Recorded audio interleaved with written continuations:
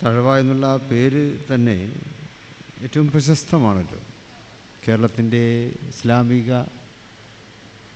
ആത്മീയ സാക്ഷരതയിൽ മറച്ചു വെക്കുവാൻ കഴിയാത്ത, അല്ലെങ്കിൽ ഒരിക്കലും മറന്നു പോകാൻ സാധിക്കാത്ത ഒന്നാണ് തഴവ എന്നുള്ള ആ നാമം. കാരണം അത് തഴവ ഉസ്താദ് വർഗ മുഹമ്മദ് കുഞ്ഞി മൗലവി എന്നുള്ള ഇസ്ലാമിക കർമ്മശാസ്ത്രവും ഇസ്ലാമിക ജീവിതത്തിൻ്റെ നീതിശാസ്ത്രവും അത് രണ്ടും തൻ്റെ ഗദ്യവും പദ്യവും സമഞ്ജസമായി സമ്മേളിപ്പിച്ച രീതിയിലുള്ള തൻ്റെ രചനകളിലൂടെ മഹാനവറുകൾ സമൂഹത്തിന് സമർപ്പിക്കുകയുണ്ടായി. ഒരു വിശ്വാസിയുടെ ജീവിതം എങ്ങനെയായിരിക്കണം എന്ന് മഹാനായ തഴവ ഉസ്താദ് അവറുകളുടെ ആ കൃതികൾ വായിച്ചാൽ തന്നെ, വലിയ വലിയ കിതാബുകൾ ഓതി നമ്മൾ നേടുന്ന വിജ്ഞാനത്തിൻ്റെ ആഴത്തിലേക്ക് നമുക്ക് ചെല്ലുവാൻ സാധിക്കും. അത്രയ്ക്കേറെ ഭാഷാ നൈപുണ്യവും ഭാഷാപരമായിട്ടുള്ള വൈദഗ്ധ്യവും ഭാഷാപരമായിട്ടുള്ള പാണ്ഡിത്യവും അതെല്ലാം ഒത്തുചേർന്ന വരികളാണത്. ഒരുപക്ഷെ പുതിയ തലമുറക്ക് അത് വേണ്ടത്ര പുതിയ തലമുറ അത് ഉപയോഗിക്കുന്നുണ്ടോ എന്ന് അറിയുകയില്ല. അതേ അവസരത്തിൽ നമ്മുടെ വയത് പരിപാടികളിൽ, പ്രഭാഷണ വേദികളിലൊക്കെ തന്നെ ഉസ്താദുമാർ, തഴവ ഉസ്താദ് അവരുടെ വരികൾ ഉദ്ധരിക്കുകയും അതിനെ വ്യാഖ്യാനിക്കുകയും അതിനെ വിശദീകരിച്ച് കൊടുക്കുകയും ചെയ്യാറുണ്ടല്ലോ. അപ്പോൾ ആ മഹാനവറുകളുടെ ജന്മദേശം കൊണ്ട് അനുഗ്രഹീതമായൊരു പ്രദേശം, ആ മഹാനവറുകളുടെ അദ്ദേഹത്തിൻ്റെ ആ കാർമ്മികത്വത്തിലാണ് ഈ ഖദർ മസ്ജിദിൻ്റെ തുടക്കം എന്ന് മനസ്സിലാക്കുവാൻ കഴിയും. അതായത് ഉസ്താദ് അവர்கள் ഓർമ്മിക്കപ്പെടുന്ന ഈ വേദിയിൽ അള്ളാഹു അവരോടൊപ്പം നമ്മയും പരിശുദ്ധ ജന്നാത്തുൽ ഫിർദൗസിൽ ഒരുമിച്ച് കൂട്ടുമാറാകട്ടെ എന്ന് പ്രാർത്ഥിക്കുകയാണ്. ഉസ്താദ് അവരുടെ ദർജകളെ അള്ളാഹു ഉത്തരോത്തരം വർദ്ധിപ്പിച്ചു കൊടുക്കുമാറാകട്ടെ.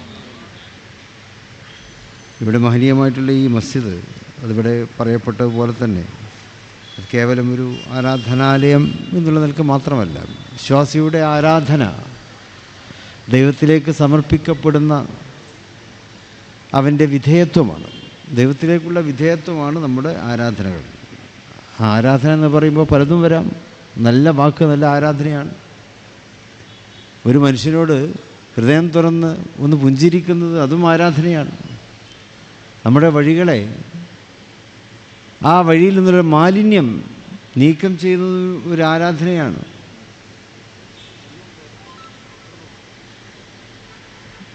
ഭക്ഷണം അന്വേഷിച്ച് വരുന്നവന് ഒരു നേരത്തെ അന്നം കൊടുക്കുന്നതും വലിയ ആരാധനയാണ്. ഇങ്ങനെ എല്ലാ നന്മകളും അത് എല്ലാം തന്നെ അള്ളാഹുവിൻ്റെ സൃഷ്ടാവിനോടുള്ള വിധേയത്വത്തിൻ്റെ തണലിലാണ് നമ്മളൊക്കെ ചെയ്തുകൊണ്ടിരിക്കുന്നത്. അപ്പം അത്തരം ആരാധനകളിൽ ഏറ്റവും ഏറെ സുപ്രധാനമായ ഒന്നായിട്ട് 5 വക്തിലെ 5 പ്രാവശ്യത്തെ നമസ്കാരം, അതാണല്ലോ എണ്ണുന്നത്. ഏറ്റവും ഉത്തമമായിട്ടുള്ള ആരാധനയാണ് അത്. കാരണം അത് അള്ളാഹുവിനെ ഒരു ദിവസത്തിൽ 5 പ്രാവശ്യമെങ്കിലും നമ്മൾ നിർബന്ധമായും അള്ളാഹുവിൻ്റെ മുമ്പിൽ സാഷ്ടാംഗം ചെയ്യേണ്ടതുണ്ട്.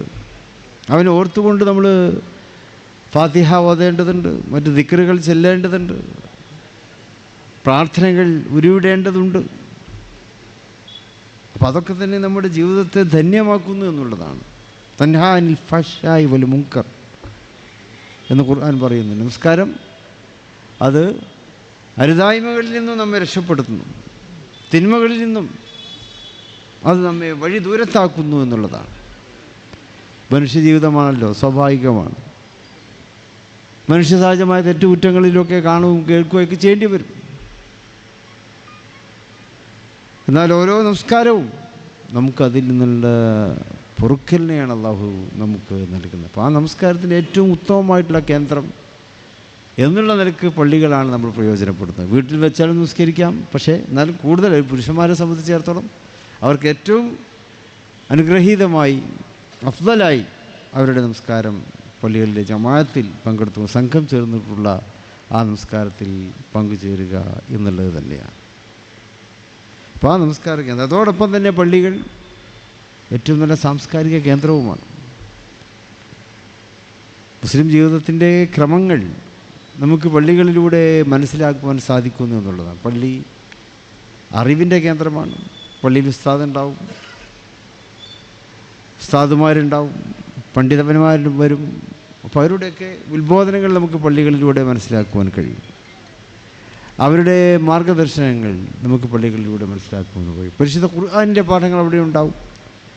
തിരുനബി സല്ലല്ലാഹു അലൈഹി വസല്ലമയുടെ തിരുവചനങ്ങളായ ഹദീസുകൾ, ആ ഹദീസുകളുടെ പാഠങ്ങൾ അവിടെ ഉണ്ടാവും.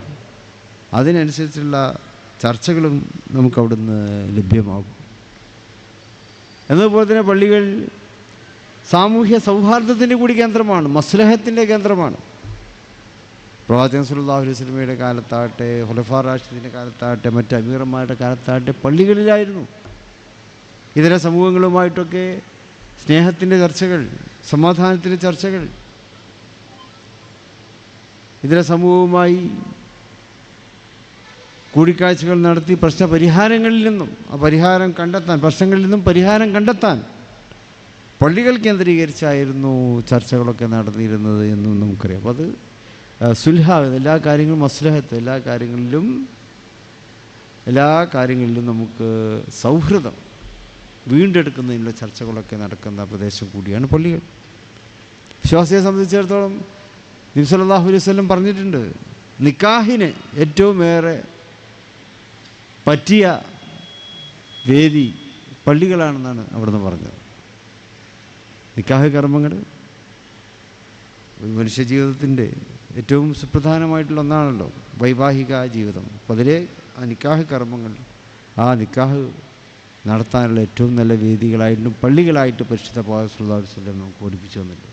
അപ്പോൾ മനുഷ്യ ജീവിതത്തിൻ്റെ എന്നതുപോലെ തന്നെ സാമൂഹ്യ ജീവിതത്തിൻ്റെ എല്ലാ നന്മകളുടെയും ഉറവിടവും എല്ലാ നന്മകളുടെയും പ്രകാശമാനവുമായൊരു സ്ഥിതിയാണ് നമുക്ക് പള്ളിക്കകത്ത് കാണുവാൻ കഴിയുന്നത്.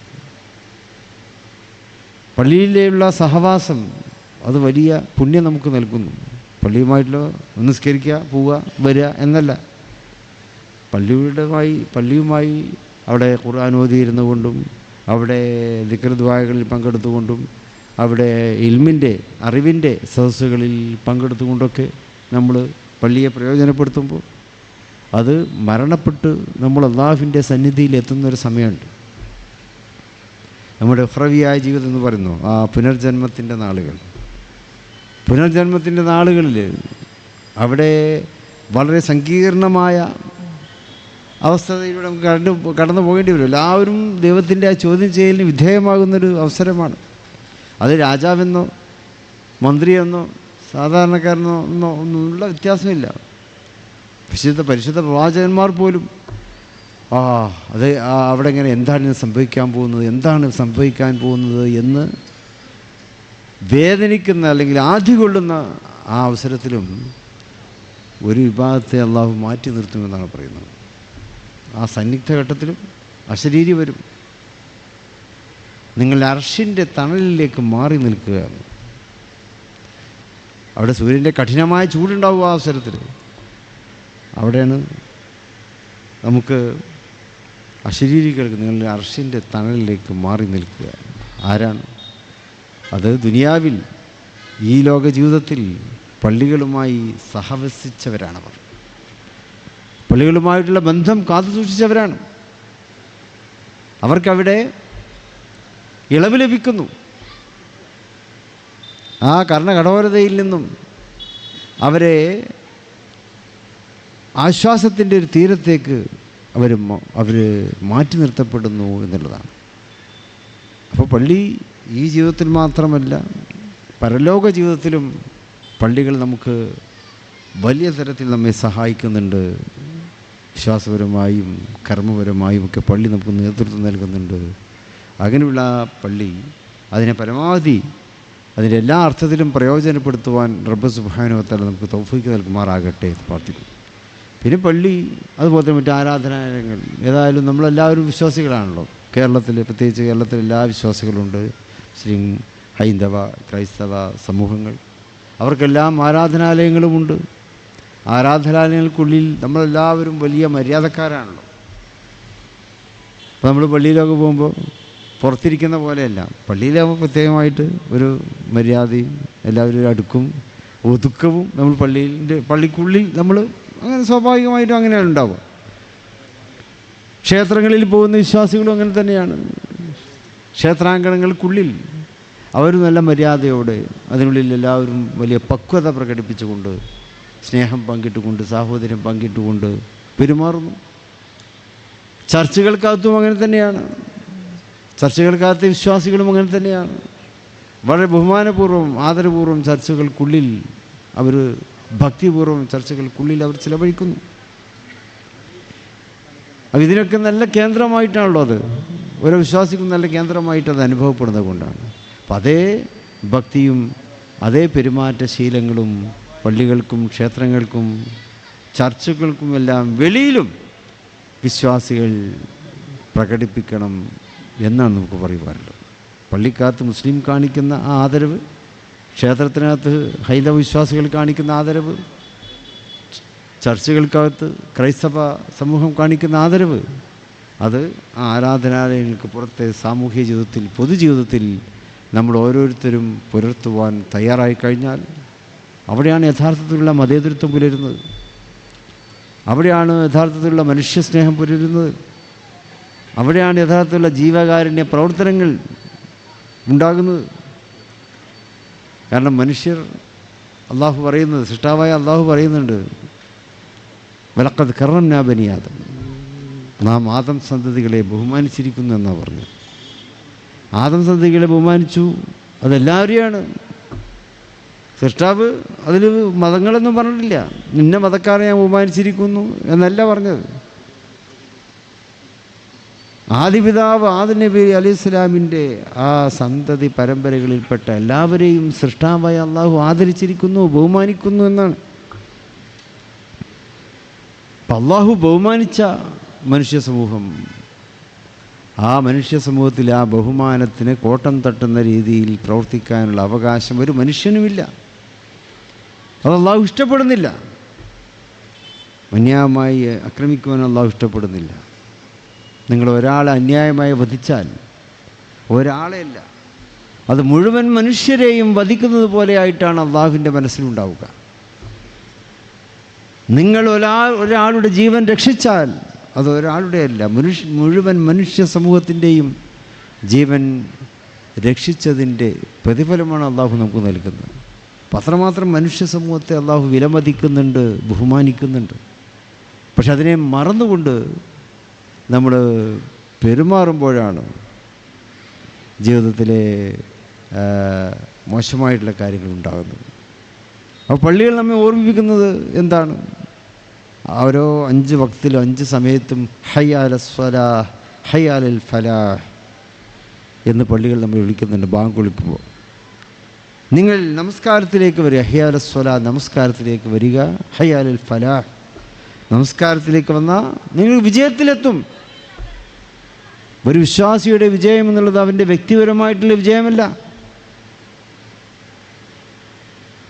അവൻ ജീവിക്കുന്ന അവൻ്റെ സാമൂഹ്യമായ കടപ്പാടുകളുടെ കൂടി വിജയമാണ്. കാരണം ആ നമസ്കാരവും ആ പള്ളിയിലുള്ള സഹവാസവും അവനെ വളരെയേറെ കാര്യങ്ങൾ ഓർമ്മപ്പെടുത്തിക്കൊണ്ടിരിക്കുന്നുണ്ട്. വൽഅസ്രി ഇന്നൽ ഇൻസാന ലഫീ ഖുസ്ർ ഇല്ലല്ലദീന ആമനൂ വഅമിലുസ് സ്വാലിഹാത്തി വതവാസൗ ബിൽ ഹഖ് വതവാസൗ ബിസ് സബ്ർ. പരിശുദ്ധ ഖുർആനിലെ ചെറിയൊരു സൂറത്താണ്, കൊച്ചു കൊച്ചു സൂക്തങ്ങളുള്ള ചെറിയൊരു സൂറത്താണ്. അതിൽ പറയുന്നത് എന്താണ്? ജീവിത വിജയത്തിന് ആവശ്യമായിട്ടുള്ള കാര്യങ്ങളാണ് പറയുന്നത്. വൽഅസ്ർ ഇന്നൽ ഇൻസാൻ, കാലത്തെ സാക്ഷി നിർത്തിക്കാണ്. കാലം എപ്പോഴും ഉണ്ടാവുമല്ലോ, ലോകം നിലനിൽക്കുന്ന കാലത്തോളം കാലവുമുണ്ട്. അപ്പം ആ കാലത്തെ സാക്ഷി നിർത്തിയാണ് അള്ളാഹു പറയുന്നത്. മനുഷ്യ സമൂഹം, മുഴുവൻ മനുഷ്യ സമൂഹവും പിഴവിലാണ്. ആരൊഴികെ? ഇല്ലല്ലദീന ആമനൂ, വിശ്വാസികൾ ഒഴികെ, വഅമിലുസ് സ്വാലിഹാത്ത്, സൽക്കർമ്മങ്ങൾ ചെയ്യുന്നവരൊഴികെ, വതവാസൗ ബിൽ ഹഖ് വതവാസൗ ബിസ് സബ്ർ, സത്യത്തെ മുറുകെ പിടിക്കുന്നവർ, ക്ഷമാപൂർവം ജീവിതത്തെ കാണുന്നവരും ഒഴികെ ബാക്കിയുള്ളവരൊക്കെ പിഴവിലാണെന്നാണ് പറയുന്നത്. അതെല്ലാ കാലത്തേക്കുമുള്ള മനുഷ്യ സമൂഹത്തിനുള്ള ഉപദേശമാണ്. അല്ലാഹുവിലുള്ള വിശ്വാസം, സൽപ്രവർത്തനങ്ങളിലൂടെയുള്ള നമ്മുടെ ജീവിതം, ഏത് പ്രതിസന്ധി ഘട്ടത്തിലും വിശ്വാസത്തിൽ ഉറച്ചു നിൽക്കുവാനുള്ള നമ്മുടെ ഇച്ഛാശക്തി, അതുപോലെ തന്നെ ഏത് പ്രകോപനങ്ങളിലും പ്രലോഭനങ്ങളിലും അതിനെ ക്ഷമാപൂർവം നേരിടുവാനുള്ള ബോധം, ഇവയെല്ലാം ഉണ്ടെങ്കിൽ നമുക്ക് എല്ലാ പ്രതിസന്ധികളെയും അതിജീവിച്ചുകൊണ്ട് ജീവിതം മുന്നോട്ട് കൊണ്ടുപോകുവാൻ സാധിക്കും. ഉത്തമമായിട്ടൊരു സാമൂഹ്യ സൃഷ്ടിപ്പ് അതിലൂടെ നമുക്ക് കരസ്ഥമാക്കുവാൻ കഴിയും. വിശ്വാസത്തിൽ ഉറച്ച് ആ വിശ്വാസം അവനെ ക്ഷമയിലേക്ക് എത്തിക്കുന്നു, അവനെ സത്യത്തിൻ്റെ മാർഗത്തിൽ എത്തിക്കുന്നു, സൽക്കർമ്മങ്ങളിലേക്ക് എത്തിക്കുന്നു. ഇവയിലൂടെ എല്ലാം ജീവിക്കുമ്പോൾ എല്ലാവരെയും സ്നേഹിക്കുവാനും എല്ലാവരെയും ഉൾക്കൊള്ളുവാനും എല്ലാവർക്കും സഹായങ്ങൾ ചെയ്തു കൊടുക്കുവാനുമുള്ള സന്മനസ്സിനെ നമുക്ക് പ്രദാനം ചെയ്യുകയാണ്. അതാണ് പള്ളികളിൽ നമുക്ക് ഓർമ്മിപ്പിച്ചു തരുന്ന ഓരോ നമസ്കാര വേളയും പള്ളികളിലുള്ള സഹവാസമൊക്കെ നമ്മെ പഠിപ്പിക്കുന്നത് അതാണ്. ആ നിലക്ക് സാമൂഹ്യമായിട്ടുള്ള കടമകൾ നിർവഹിച്ച് ജീവിക്കാനുള്ള ഉത്തരവാദിത്വം നമുക്ക് ഓരോരുത്തർക്കുമുണ്ട് എന്നിവിടെ ഓർമ്മപ്പെടുത്തുവാൻ ആഗ്രഹിക്കുന്നു. കൂടുതലായിട്ടൊന്നും പറയുന്നില്ല. ഇവിടെ ഉസ്താദുമാരൊക്കെ ഇവിടെ സന്നിഹിതരായിട്ടുണ്ട്. ഞാൻ ഈ പള്ളിയുടെ ഉദ്ഘാടനം ആദ്യം 19-ാം തീയതി കൊടുത്തിരുന്നത്. അപ്പോഴാണ് ഏതായാലും ഞാൻ എൻ്റെ സുഹൃത്ത് സുൽഫിനോട് പറഞ്ഞിരുന്നു ഇവരോട് ചോദിക്കാൻ, ഉസ്താദിനോട് ചോദിച്ചിട്ട് തീരുമാനിച്ചാൽ മതി. കാരണം അന്ന് തന്നെയാണ് നമ്മുടെ ദക്ഷിണ കേരള ജമിയത്തുൽ ഉലമയുടെ സമ്മേളനവും നിശ്ചയിച്ചിട്ടുള്ളത്. ഉസ്താദ് സമ്മതിക്കുകയാണെങ്കിൽ ഞാൻ വരാമെന്ന് പറഞ്ഞു. പക്ഷേ ഉസ്താദ് സ്വാഭാവികമാണല്ലോ, ജമിയത്തുൽ ഉലമയുടെ സമ്മേളനം ഉണ്ടാവുന്ന തൊട്ടടുത്ത് വേറെ സമ്മേളനത്തിനൊന്നും ഉസ്താദ് സമ്മതിക്കില്ലെന്ന് എനിക്കറിയായിരുന്നു. അങ്ങനെയാണ് മാറ്റി 22-ാം തീയതിക്ക് വെച്ചത്. ആ 19 കഴിഞ്ഞ് 21, 22 ദിവസത്തിൻ്റെ ഉള്ളിൽ തന്നെ പിന്നെയും വെച്ചപ്പോൾ ഞാൻ എങ്ങനെ ഇങ്ങോട്ട് വരാമെന്ന് അവരോട് ചോദിച്ച് ഏതായാലും ഇന്നിവിടെ വരാൻ കഴിഞ്ഞു. ഈ നിങ്ങളുടെ സന്തോഷത്തിലൊക്കെ പങ്കുചേരുവാൻ കഴിഞ്ഞു. അല്ലാഹു നമ്മുടെ ഈ കൂടിച്ചേരലിനെ സ്വീകരിക്കുമാറാകട്ടെ. നാളെ വിശുദ്ധ ജന്നാത്തുൽ ഫിർദൗസിൽ ഇതുപോലെ കൂടിച്ചേരാൻ റബ്ബ് നമുക്ക് തൗഫീക്ക് നൽകട്ടെ എന്ന പ്രാർത്ഥനയോടെ ഈ പരിപാടിയുടെ ഔപചാരികമായ ഉദ്ഘാടനം ബിസ്മില്ലാഹിർ റഹ്മാനിർ റഹീം. ഉദ്ഘാടനം ഈ പരിപാടിക്ക് എല്ലാ ആശംസകളും നേർന്നുകൊണ്ട് ഞാൻ എൻ്റെ വാക്കുകൾ പ്രസംഗിക്കുന്നു. അസ്സലാമു അലൈക്കും വറഹ്മത്തുള്ളാഹി.